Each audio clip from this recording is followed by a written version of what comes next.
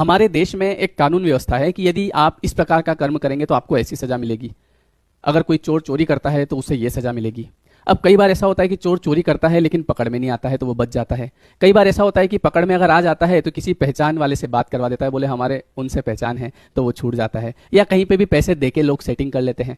या कई बार जो होता है वो कोई पहचान, बड़ी पहचान बता के या किसी भी तरीके से मिलजुल के कन्विंस कर लेते हैं लोगों को, पैसे में भी मान जाते हैं या कुछ ना कुछ हो ही जाता है।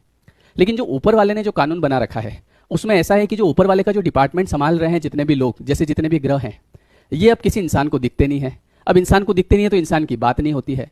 और सिस्टम ऐसा है कि किसी भी इंसान ने कोई भी कर्म किया वो पूरा का पूरा एज इट इज रिकॉर्ड हो जाता है।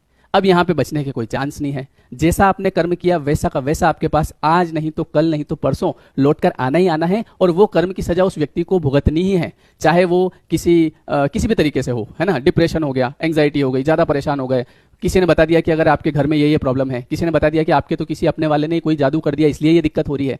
लेकिन ये जितनी भी चीजें होती है जो कि इंसान दुख भोगता है, ये सब उसके किसी न किसी किए हुए गलत कर्म का नतीजा होता है, गलत कर्म का फल होता है। इसलिए आप नीचे वाले कानून से बच जाएंगे, सेटिंग कर लेंगे, ऊपर वाले कानून से कभी नहीं बच पाएंगे। क्यों? क्योंकि आपका किसी से मिलना नहीं होता है ना। और सभी ग्रह अपना अपना काम अपने अपने तरीके से करते हैं। इसलिए अच्छे कर्म करिए, क्योंकि कर्म का फल आज नहीं तो कल नहीं तो परसों। धन्यवाद।